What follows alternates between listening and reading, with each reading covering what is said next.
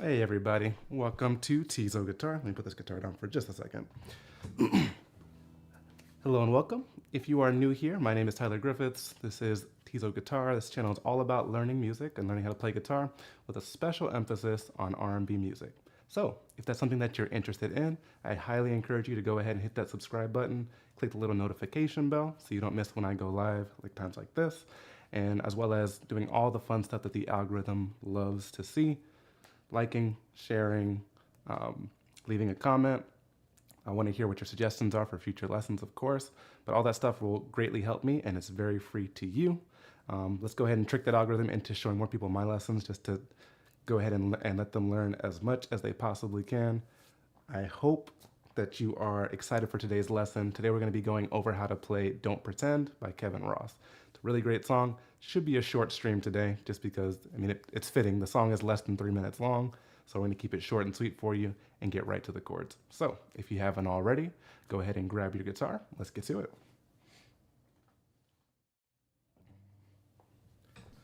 All right, let's start with the chord shapes. All right, everybody loves chord shapes, right? Especially bar chords. I'm sorry for all my beginners out there, but definitely attempt it, all right? So first chord we're going to be using is a D flat major 7. We're going to be on fret 4, barring with our index finger. Hold on one second, let me make sure this is focusing so you can see my hands in all their glory. All right, so we're going to bar from the A string down on fret 4 with our index finger. We're going to put our ring finger on fret 6 of the D string, middle finger on fret 5 of the G string, and pinky on fret 6 of the B string. It should sound like that. That's our first chord. Second chord is going to be shifting back to the 3rd fret, still barring from the A string down with our index finger, ring finger on fret 5 of the D string, and middle finger on fret 4 of the B string. All right, that's our C minor 7. The next chord shape is going to be an F minor 7 on fret 8. We're going to take that same C minor 7 shape, slide it all the way until your barring finger is barring fret 8. All right, but it's the exact same shape. So we're going to play that. Easy peasy. Go on to our second set of chords. Next chord, even easier. Slide up one more fret to fret 7. So your bar finger's on fret 7. All right. It's going to be an E minor 7. Okay, and we're going to slide that back one more fret so that our barring finger is on fret 6 now, and that's going to be an E flat minor 7. Okay, so that minor 7 shape is getting a lot of work, and the last shape we'll need is going to be an A flat 7. Okay,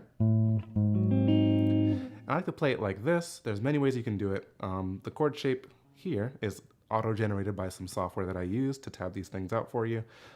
So what you can do if you want to play it like that is you can bar all the way across fret 4 with your index finger.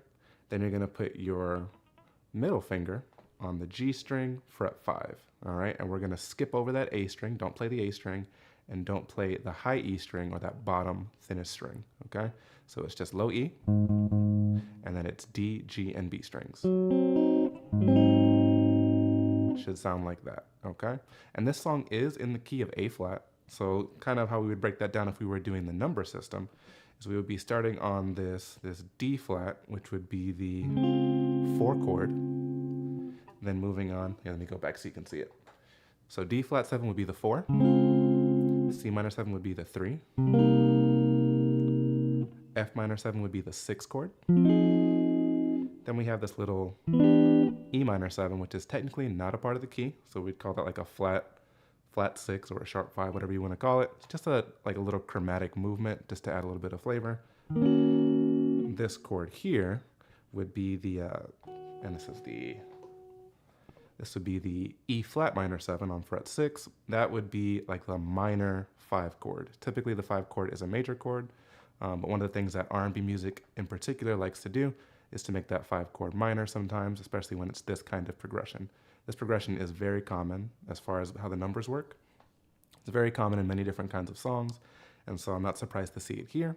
But just to make note that that 5 chord is typically either a dominant chord or it's typically a major chord. So we're doing it minor for this. And then likewise that A flat 7, typically you would expect an A flat major 7 or an A flat major chord, because that's the 1 chord.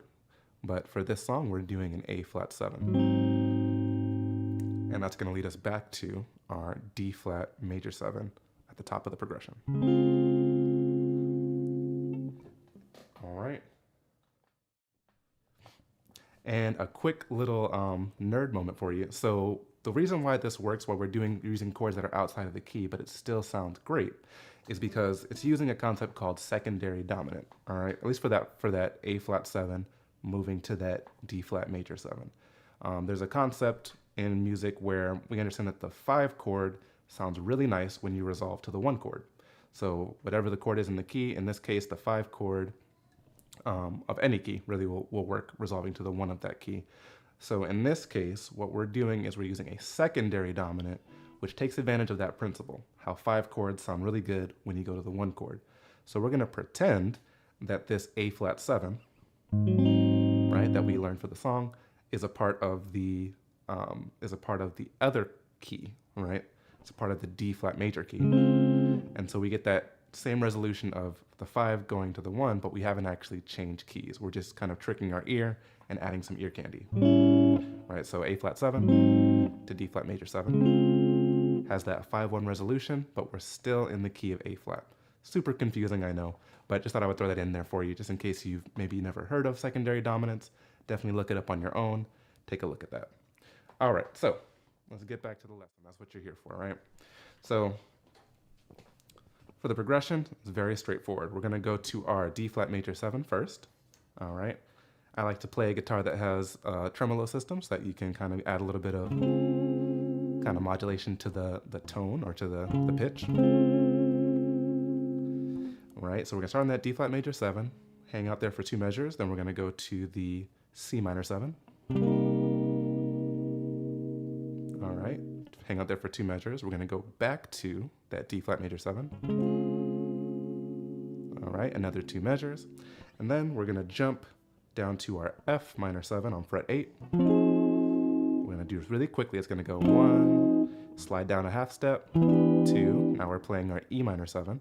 Slide down another half step to our E flat minor 7. All right, and then we're going to go finally to our A flat 7.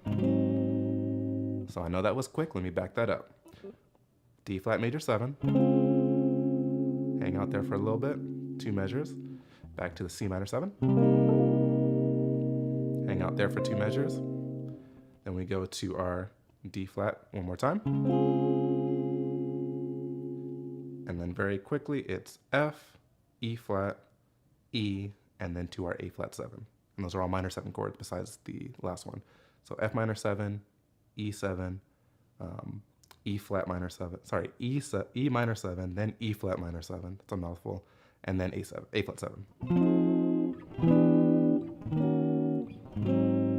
All right, so I'll play it really slowly one time for you so you can kind of see that progression. 2,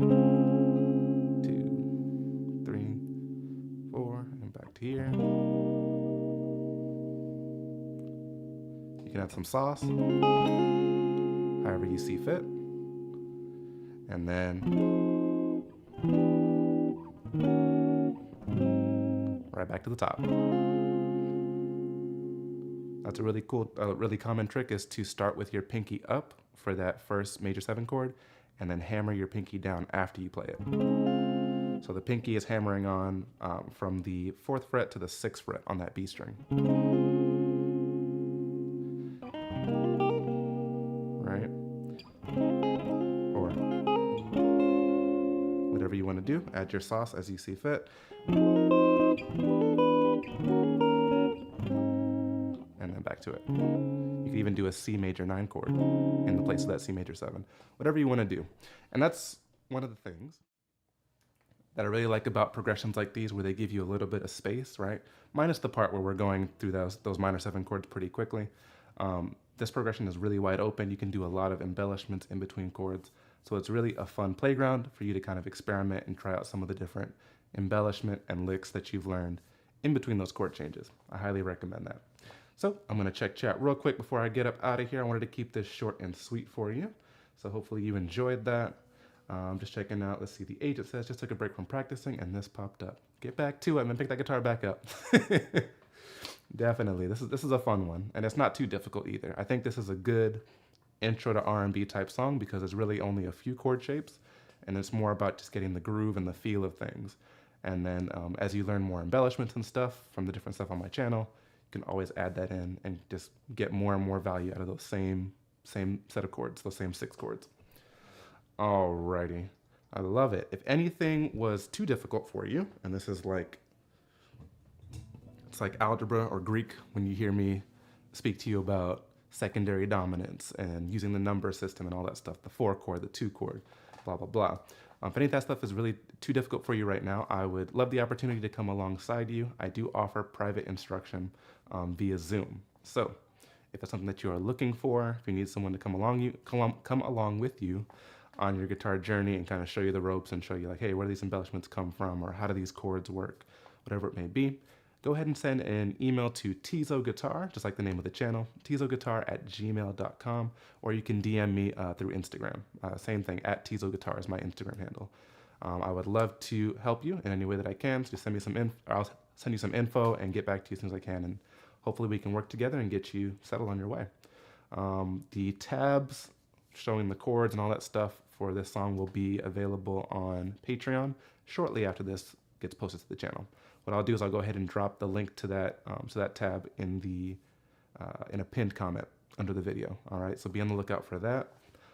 If you love these kinds of chords, I have a whole library of chords, about 35 different chord shapes that are the most common ones I've come across in my 15 years of playing R&B music. So definitely, that's something that I would have definitely fought somebody for early on, is to know like what are just the chords I need to know for R&B so I can focus on those, because they pop up time and time again in many different songs.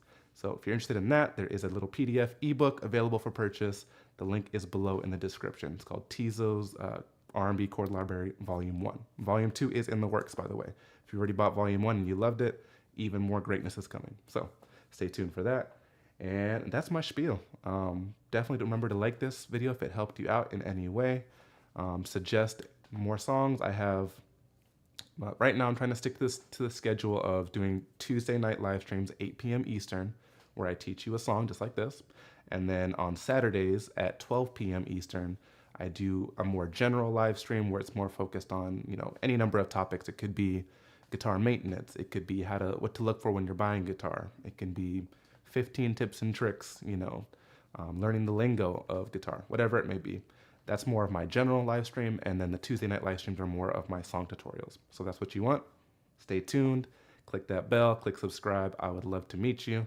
Say hi in the comments, for sure. But in any case, I hope you enjoy the rest of your week. Definitely take care. I'll see you guys back on Saturday, all right?